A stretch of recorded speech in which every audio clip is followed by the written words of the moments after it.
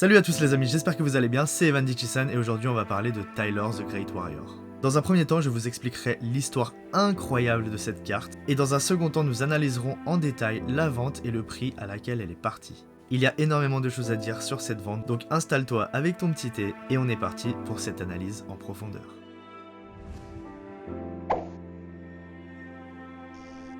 Alors déjà, pour ceux qui ne connaissent pas l'histoire de cette carte, je vais vous la raconter.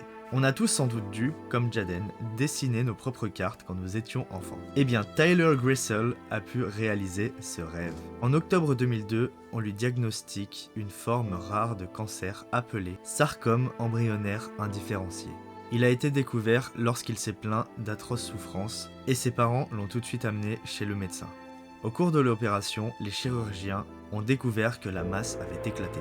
Le pronostic de Tyler n'était pas bon, heureusement son médecin avait déjà connu un cas similaire et a dû donc enlever 25% du foie de Tyler. Après une longue et dure bataille, Tyler est désormais en bonne santé, déclara sa mère. Nous voulons que les autres familles sachent qu'elles peuvent avoir de l'espoir et que les souhaits se réalisent. La fondation Make-A-Wish a appris l'histoire de Tyler et de sa famille et lui a donné la chance de concevoir sa propre carte Yu-Gi-Oh comme il le désirait.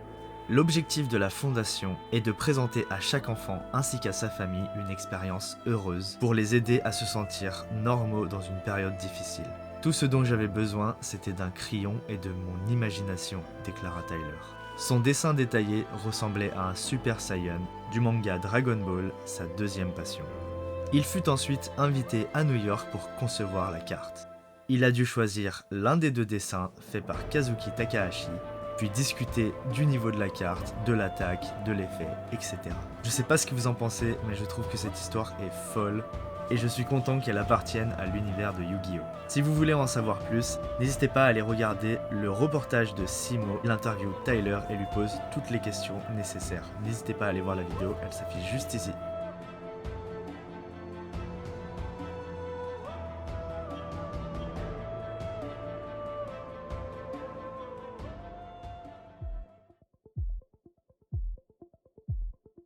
Nous allons maintenant parler de la vente. Alors, avant de commencer, j'aimerais parler d'un débat que j'ai vu sur plusieurs groupes. Beaucoup de personnes ont dit qu'il n'aurait pas dû vendre sa carte. La vendre ou ne pas la vendre, cette décision n'appartient qu'à Tyler lui-même. Il a gardé la carte pendant plus de 15 ans et nous confie dans la vidéo de Simo qu'il aimerait maintenant fonder une famille, financer son propre business et pouvoir voyager pour aller voir son frère en Suisse par exemple. Il faut donc respecter son choix et je pense que ça a été une lourde décision que de vendre cette carte. La carte a donc été amenée à l'entreprise américaine de gradation BGS avant les enchères. Comme vous avez dû sûrement le voir, la carte a eu la note de 7, ce qui équivaut à Near Mint. Mais nous reviendrons un peu plus tard sur la note. Parlons un peu des procédés du pré-grading. Premièrement, nous pouvons voir dans la vidéo qu'il décase la carte sans gants, dans une salle de réunion, ce qui n'est pas très professionnel selon moi. Mais outre cet élément, si nous nous attardons sur les détails, nous pouvons voir que la carte avait déjà été décase auparavant. Les cartes WCS qui sont données au World sont dans ces types de case en général et on les visse à l'arrière. Et nous pouvons également voir sur cette photo que cette carte ne faisait pas exception. Or, lorsque les agents de BGS enlèvent les vis du boîtier, nous pouvons voir qu'ils les enlèvent depuis l'avant. Cela prouve donc que la carte avait déjà été décase. Et c'est pour cela que nous pouvons apercevoir des dommages sur la surface à l'arrière de la carte. Et oui, vous imaginez bien, quand on a 15 ans, on n'a qu'une envie, c'est de sortir sa carte du boîtier. Quand on voit que n'importe qui d'entre nous n'arrivons même pas à garder une display ou des boosters scellés, garder sa propre carte dans une case pendant plus de 18 ans, c'est compliqué. Mais revenons sur la notation de la carte. Premièrement, pour ce genre de carte, je pense qu'elle aurait dû être notée en authentique. J'aimerais toutefois souligner qu'une note de 7 sur ce genre de carte importe peu, et ça ne changerait en aucun cas la valeur de la carte. On peut voir des cartes de sport PSA 1 qui partent à des centaines de milliers d'euros, et il ne faut pas oublier que cette carte existe en un seul exemplaire. Néanmoins, la note de 7 peut déchauffer des potentiels acheteurs/investisseurs. Quand on investit ce genre de montant, tous les petits détails sont à prendre en compte. Personnellement, je ne l'aurais pas décase, mais si je devais la faire grader, j'aurais demandé une note authentique à PSA. Je ne suis pas fan de cette société de grading, mais il faut reconnaître qu'aujourd'hui, c'est la boîte qui donne le plus de valeur aux cartes. Et puis bon, tout le monde ne jure que par PSA, c'est un peu comme Apple. Ce ne sont pas forcément les meilleurs, mais c'est la trend. Enfin bon, j'aimerais maintenant parler de la vente en elle-même.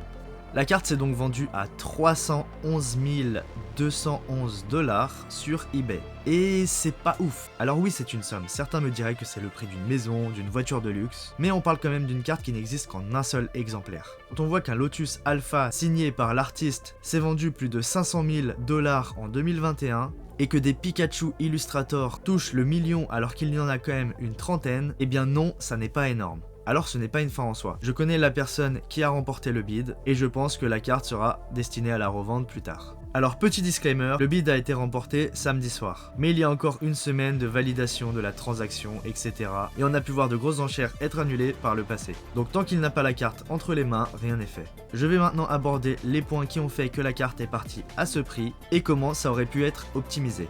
Bien sûr, ceci n'est que mon analyse, n'hésitez pas à me dire dans les commentaires votre avis là-dessus. Premièrement, comme dit plus tôt dans la vidéo, la carte a été gradée. Je pense que la mettre aux enchères dans le boîtier d'origine avec les dessins originaux de Kazuki Takahashi aurait fait grimper le prix. Des dessins officiels de Kazuki, ça ne court pas les rues, mais des artworks uniques, ça c'est incroyable. Du côté de la carte, si elle était dans le boîtier, l'acheteur aurait pu se dire qu'il l'enverrait se faire grader plus tard pour espérer avoir une bonne note. Deuxièmement, la vente a été faite sur eBay, et seuls les résidents américains pouvaient enchérir. Déjà, vous connaissez les fees de eBay qui sont de 13%. 13% de commission sur 311 000, ça fait environ 35 000 $.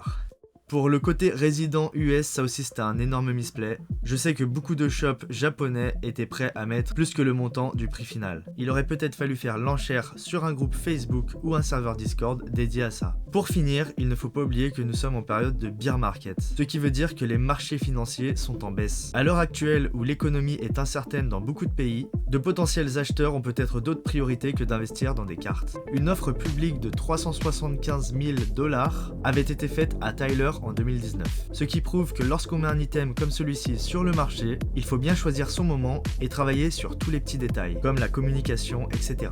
Voilà, je pense avoir fait le tour, je suis l'affaire de très près, donc s'il y a du mouvement, je vous avertirai sur Instagram. En tout cas, j'espère que cette vidéo vous aura plu. Si c'est le cas, n'oubliez pas de liker et de vous abonner, ça aide au référencement de la chaîne. C'était Ivan Dichisan pour vous servir, peace.